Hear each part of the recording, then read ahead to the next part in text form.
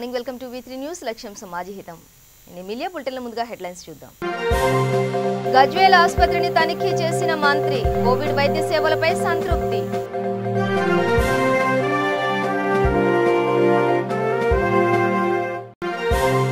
తెలంగాణ మహిళా కమిషన్ కు ఏడాది పూర్తి, బుద్ధాభవన్లో ప్రత్యేక కార్యక్రమాలు.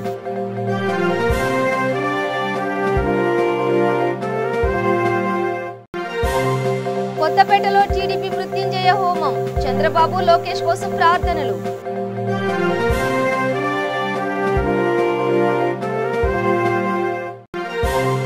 బంజారాహిల్స్ పిఎస్ కోవిడ్ నిబంధనలు, కరోనా సోకకుండా సిబ్బంది ప్రత్యేక చర్యలు.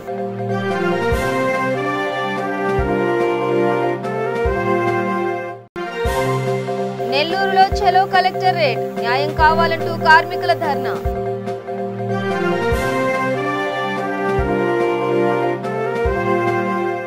డీటెయిల్స్ చూస్తే కోవిడ్ రోగులకు అందుతున్న వైద్య సేవల పట్ల ఆరోగ్య శాఖ మంత్రి హరీష్ రావు సంతృప్తి వ్యక్తం చేశారు. గజ్వేల్ ప్రభుత్వ ఆసుపత్రిని రాష్ట్ర ఆర్థిక వైద్య ఆరోగ్య శాఖ మంత్రి తన్నీరు హరీష్ రావు ఆకస్మికంగా తనిఖీ చేశారు. కోవిడ్ వైద్య సేవలను పరిశీలించారు. ఈ ఆసుపత్రిలో నెలకు 400 డెలివరీలు చేస్తున్నామని, ₹1 ఖర్చు లేకుండా కేసీఆర్ కిట్ ద్వారా అందజేస్తున్నామని, ప్రభుత్వ ఆసుపత్రిలో కాన్పుల సంఖ్య 22% పెంచామని మంత్రి హరీష్ రావు తెలిపారు. గజ్వేల్ ప్రభుత్వ ఆసుపత్రి సిబ్బంది సేవలను కొనియాడారు.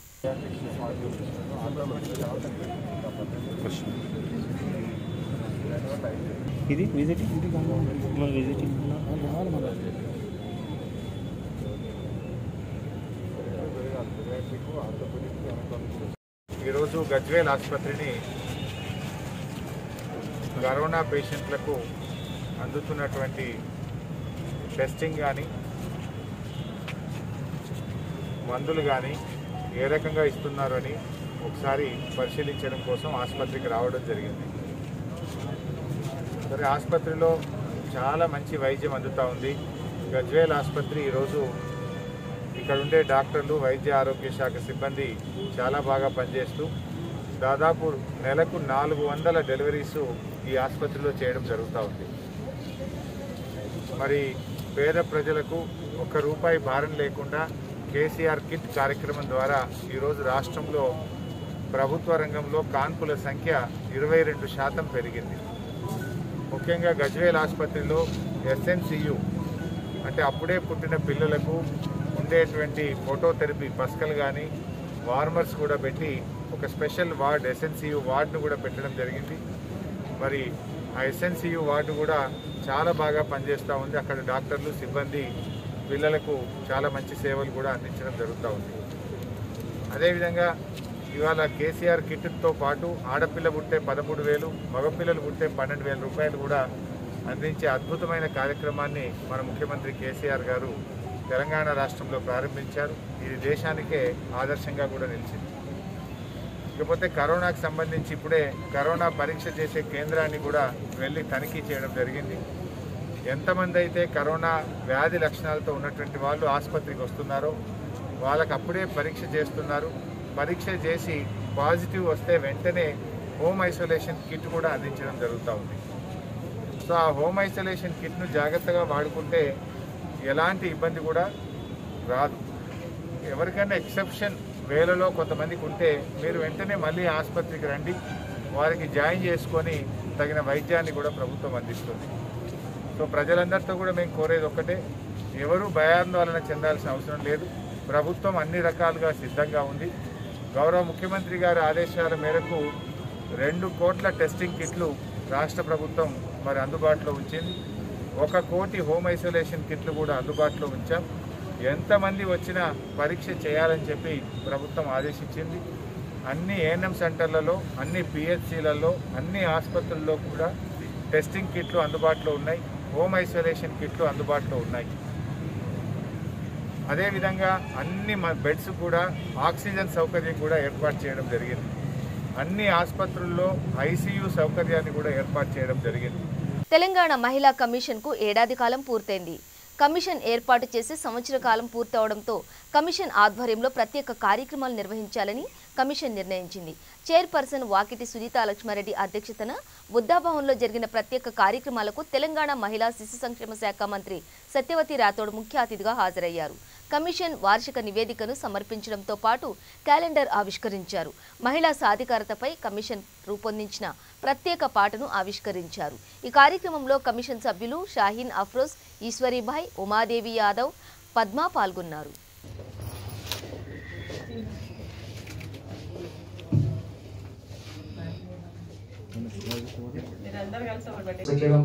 వాళ్ళు పనిచేస్తున్న ప్లేస్ లో కావచ్చు, లేకపోతే గృహహింస కావచ్చు, లేకపోతే మనం చూస్తున్న అనేక సమాజంలో జరుగుతున్న మా సోదరిమణి చెప్తా ఉన్నారు, సమావేశంలో మగవాళ్ళు మార్పు రావాలి అని అన్నారు. నిజంగా ఎంత బాధాకరం అంటే ఏ ప్రభుత్వం కావచ్చు, ఏ కమిషన్ ప్రతి కుటుంబంలో కాపలుగా ఉండలేదు. ఆ కుటుంబంలోనే ఈ వ్యవస్థలో కొంత మార్పు రావాలి, సమాజంలో మార్పు రావాలి, తల్లిదండ్రుల్లో లేకుంటే మగవాళ్ళ మానసిక స్థితి కొంత మార్పు రావాలి, లేకపోతే ఆడపిల్లలకు రక్షణ లేకుండా పోతుంది. ఇంత అడ్వాన్స్గా మనం ఆలోచించి ఉన్న చట్టాలను సమర్థవంతంగా అమలు చేయడం ద్వారా త్వరగా శిక్ష పడే విధంగా ప్రయత్నాలు చేసినప్పటికీ అక్కడక్కడ జరిగే సంఘటనలు నిజంగా మనసును కలిచివేస్తూ ఉంటాయి. తెలంగాణ రాష్ట్ర మహిళా కమిషన్ చాలా ముందు వరుసలో ఉంది దేశంలో అని చెప్పి నేను గర్వంగా చెప్తూ, మరి ఈరోజు గృహహింస లేకపోతే ఈ కుటుంబాలు విడిపోవటం, ఒకటేమో ఉమ్మడి కుటుంబ వ్యవస్థ లేకపోవటం, కొందరికి అవగాహన లేకపోవటం, లేకపోతే మారిన సమాజంలో అందరు సమానమనే ఒక భావన, మనమే దేనికి తక్కువ కాదు అనే ఒక భావన రావడం చూస్తూ ఉంటే, అవగాహన లేని మరి గ్రామీణ ప్రాంత కుటుంబాల నుంచి కంటే ఈరోజు మనం చూస్తా ఉన్నాం మీడియాలో కావచ్చు, పెద్ద పెద్ద సెలబ్రిటీల్లో కూడా మరి ఈ విడిపోవడాలు లేకపోతే కుటుంబ వ్యవస్థ విచ్ఛిన్నం కావడం మనం చూస్తున్నప్పుడు మరి దీనికి ఎక్కడ ఫుల్ స్టాప్ పెట్టాలి, పరిష్కారం ఏంటి అనేది మన ఆలోచన వస్తూ ఉంది. ఈ రోజు కూడా ఒక అమ్మాయి 12 ఏళ్ల కొడుకుతోని భర్త మరి తనకు అన్యాయం చేసిందని చేస్తుంది. చిన్న పిల్లలు తెలిసి తెలియని వయసులో. తూర్పుగోదావరి జిల్లా కొత్తపేటలో చంద్రబాబు, లోకేష్ కరోనా నుండి త్వరగా కోలుకోవాలని టీడీపీ నేతలు మృత్యుంజయ హోమం నిర్వహించారు. సంపూర్ణ ఆరోగ్యంతో ఉండాలని తెలుగుదేశం పార్టీ శ్రేణులు నాగ సాధువులచే మహామృత్యుంజయ హోమం నిర్వహించారు. ఈ కార్యక్రమంలో రాష్ట్ర శాసనమండలి మాజీ డిప్యూటీ చైర్మన్, రామచంద్రపురం నియోజకవర్గ Telugu Desam party in charge Reddy Subrahmanyam, TDP board మాజీ సభ్యులు డొక్కా నాథ్బాబు, కార్యకర్తలు పాల్గొన్నారు.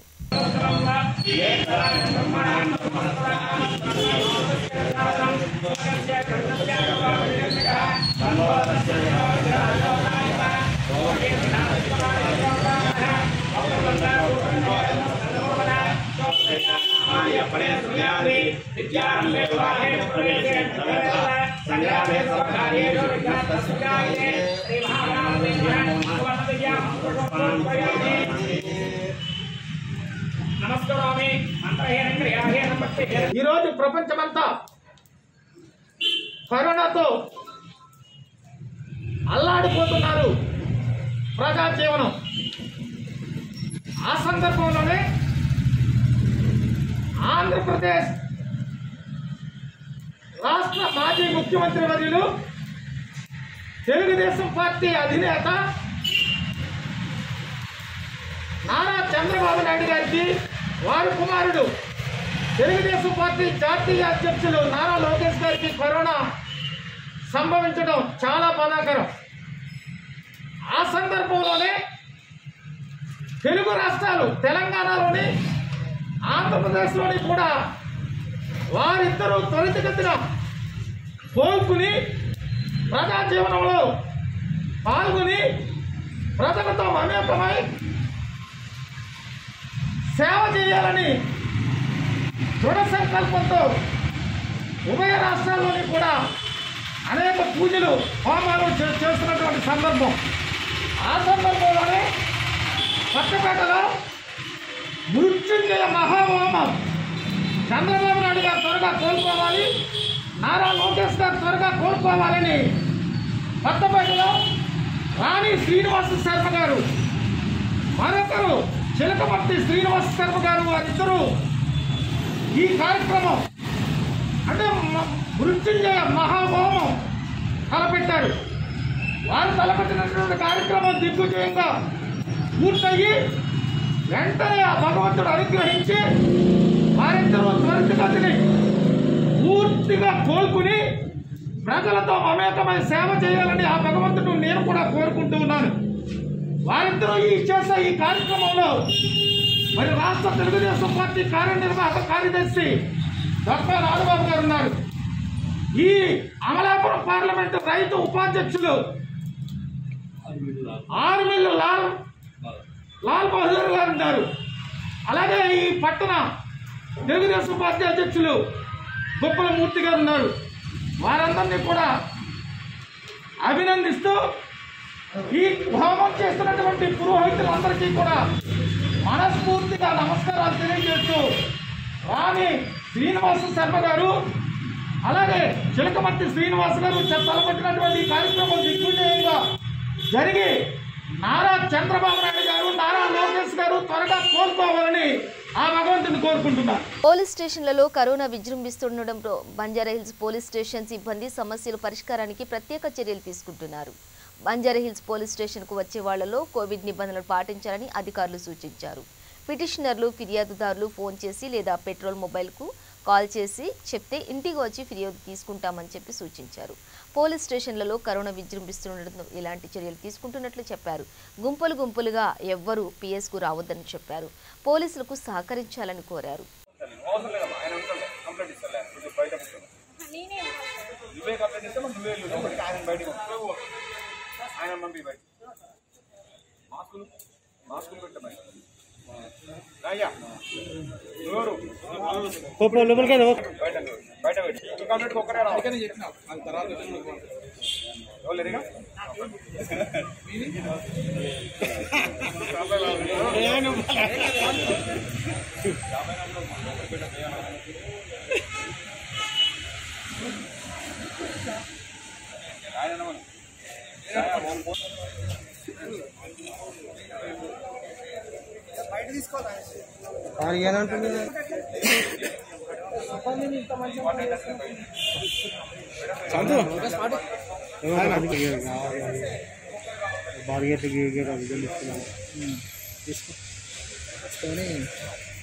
ఈరోజు ఎప్పుడైతే కోవిడ్ సంబంధించి గవర్నమెంట్ ఇన్స్ట్రక్షన్స్ మేరకు అదేవిధంగా మా యొక్క సిపి గారి ఆదేశాల మేరకు అదేవిధంగా మా యొక్క డీసీపీ గారి ఆదేశాల మేరకు కోవిడ్ విషయంలో చాలా స్ట్రిక్ట్గా ఉండాలని చెప్పేసి ఆర్డర్స్ రావడం జరిగింది. మా పోలీస్ స్టేషన్లో ఒక 14 మంది తప్ప అందరికీ బూస్టర్ డోసు వ్యాక్సిన్ కూడా ఇప్పించడం జరిగింది సిపి గారి ఆదేశాల మేరకు. అంటే బూస్టర్ డోస్ అంటే 2 వ్యాక్సిన్స్ అయిపోయిన తర్వాత మళ్ళీ 3rd డోసు వ్యాక్సిన్ అది అందరికీ ఇప్పించడం జరిగింది.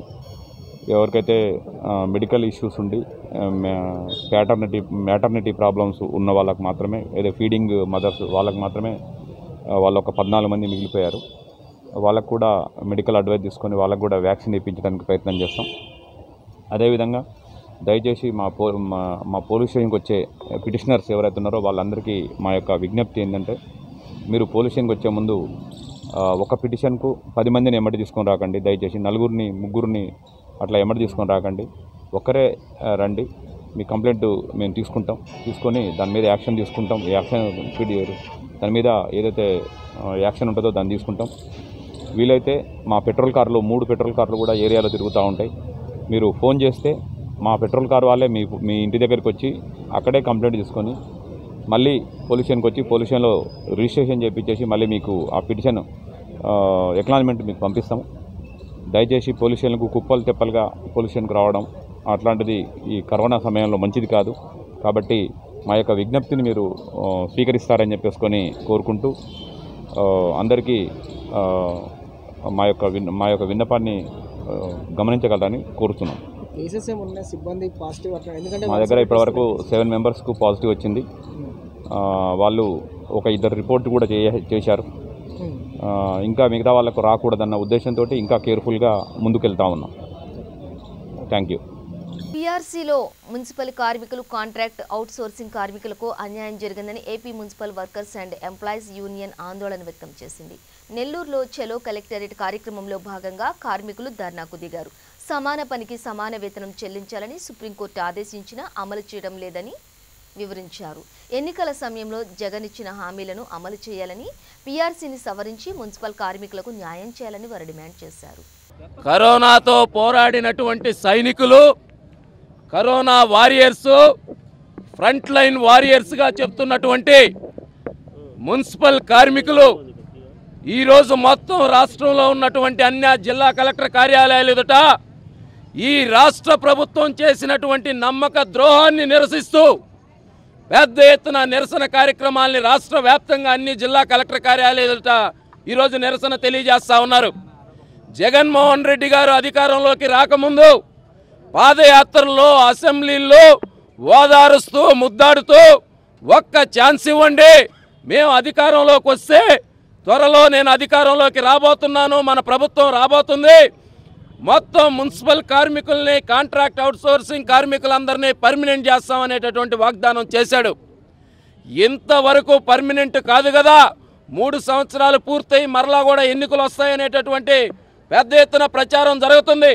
కానీ జగన్మోహన్ రెడ్డి గారు మాత్రం కరోనా వారియర్స్, పారిశుద్ధ్య కార్మికులకి పాదాలు కడగండి, పూజలు చల్లండి, గౌరవించండి అని చెప్పి సెల్ ఫోన్లలో ప్రచార డబ్బాలు కొట్టుకుంటున్నారు తప్ప అటు ప్రధానమంత్రి నరేంద్ర మోడీ దగ్గర నుంచి ఇటు ముఖ్యమంత్రి జగన్మోహన్ రెడ్డి వరకు మున్సిపల్ కార్మికులకి, ఫ్రంట్ లైన్ వారియర్స్కి ఒరగబెట్టింది ఏమీ లేదు.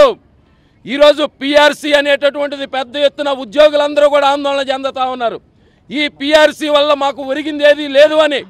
ఈ పీఆర్సీలో మున్సిపల్ కార్మికులకి నామమాత్రం అంటే నామమాత్రం కూడా ఒరిగింది లేదు.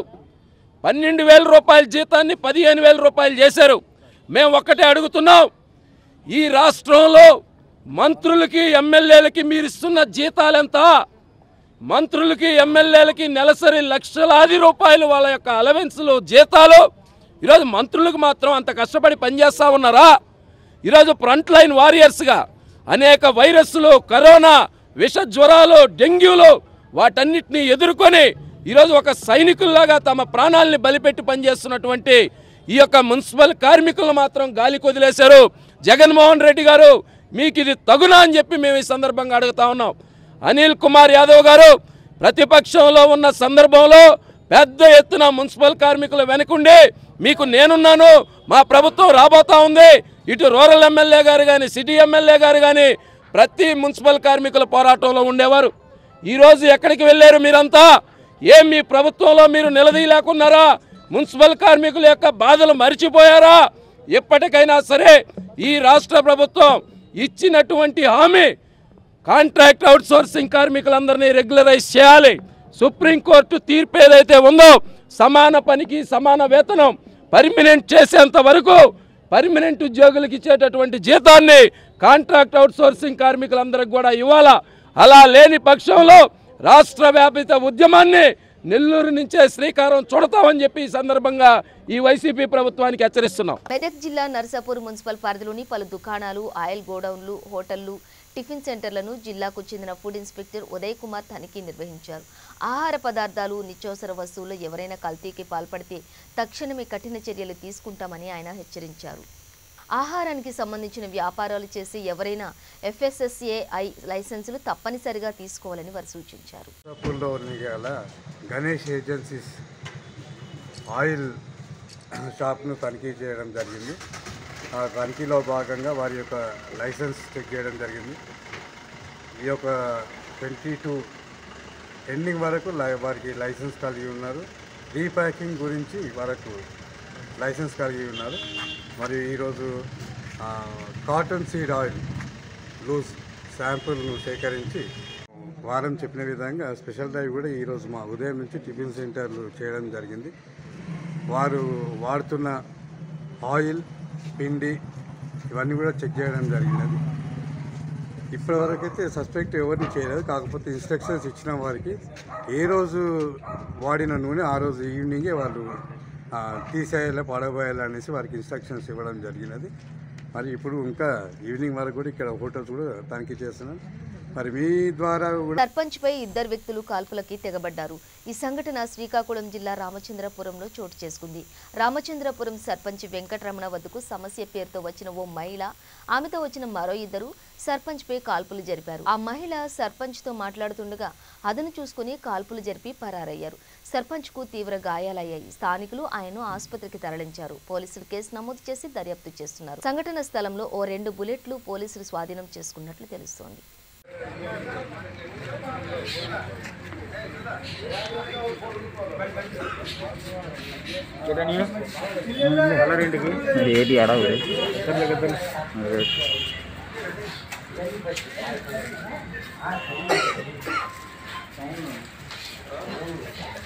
నారాయణపేట జిల్లా మరికల్ తహసీల్దార్ శ్రీధర్ 20,000 లంచం తీసుకుంటూ ఏసీబీ అధికారులకు పట్టుబడ్డాడు.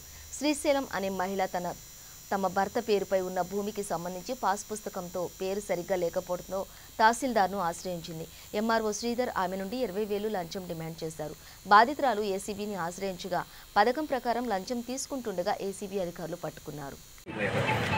అయితే ఇక్కడ ఏం జరుగుతుందంటే మీ మీద ఎటువంటి పేపర్స్ లేవు, అసలు నీకు భూమి ఎక్కడికి వెళ్ళి వచ్చింది అన్నది సార్ క్వశ్చన్. అంటే సార్ నిజానికి ఎక్కడికి వచ్చినది మాకు కూడా కొద్దిగా ఇబ్బందిగానే అనిపించింది. ఎక్కడో భూమి పేరు మీద లేని వచ్చి విరాస చేయమంటే కరెక్ట్ కాదా అనిపించింది. ఒకసారి తిరిగినాం, 2 సార్లు రిక్వెస్ట్ చేసినాము. ప్రొసీడింగ్ దానికి సంబంధించి ప్రొసీడింగ్ ఒక పేజ్ దొరికింది, దాని మీద డేట్ మాత్రమే లేదు. అది చూపిస్తే ఆ డేట్ లేదు, ఆ ఎంఆర్ఓ ఎవరు ఇదంతా చెల్లదని చెప్పేసి పడేసి వెళ్ళిపోయారు.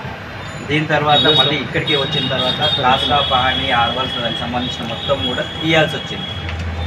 తీసినప్పుడు కూడా ఆ తీయడానికి కూడా వీళ్ళు 1,500 నుంచి 2,500 రూపాయలు 500 రూపాయలు డిమాండ్ చేశారు.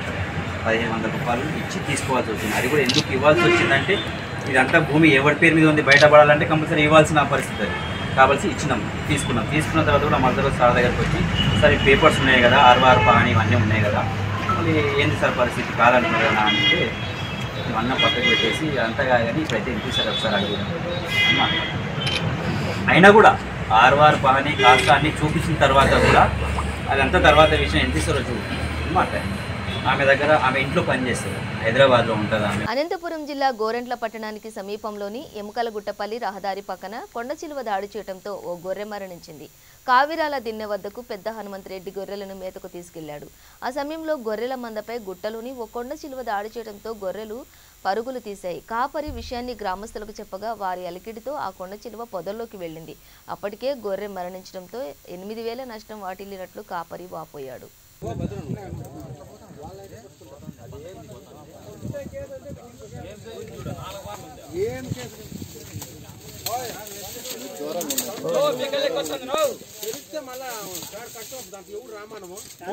ఫోన్ చేయకుంటే చంపేసిన బాగోదు.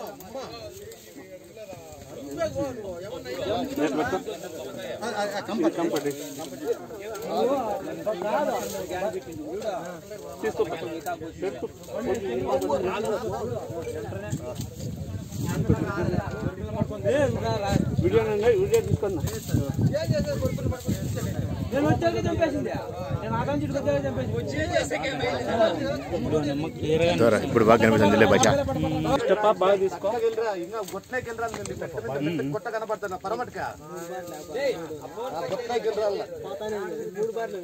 ఇప్పుడు నీట్గా వస్తుంది. ఉండేది 2 బార్లే 10 అడుగులు వస్తుంది. ముగ్గురు వస్తే పట్టుకుని ఎన్నికి తోక పట్టుకుని పీకేచ్చినప్ప ముగ్గురు పట్టుకుంటుండే స్నేక్ అయితే పట్టుకోవచ్చు. అందరితో అయ్యే కదా అది 4 దూరేది మొదటి పట్టుకోప్ప.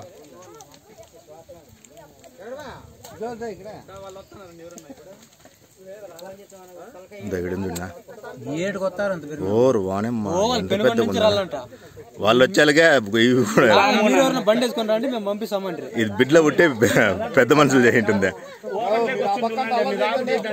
మీరు ఆ పక్క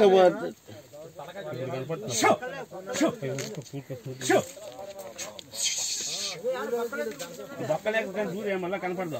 సంచి కూడా తీసుకోండి పట్టుకుందాం. సంచి లేదు, పంచి పట్టుకో. పంచులు జారిపోతుంది అన్న. పంచుకు నీ దగ్గర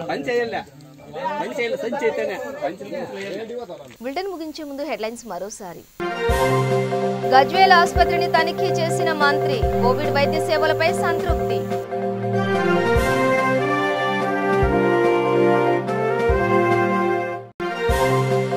తెలంగాణ మహిళా కమిషన్ కు ఏడాది పూర్తి. వృద్ధాభవన్ లో ప్రత్యేక కార్యక్రమాలు.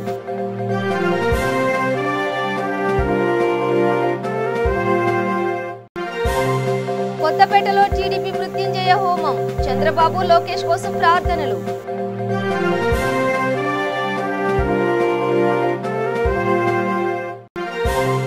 బంజారాహిల్స్ పిఎస్ కోవిడ్ నిబంధనలు. కరోనా సోకకుండా సిబ్బంది ప్రత్యేక చర్యలు.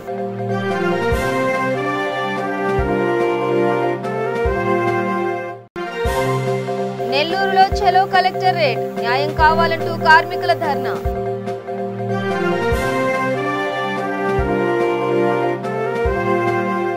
ఇవి బులెటిన్ డీటెయిల్స్. చూస్తూనే ఉండండి V3 న్యూస్. లక్ష్యం సమాజ హితం.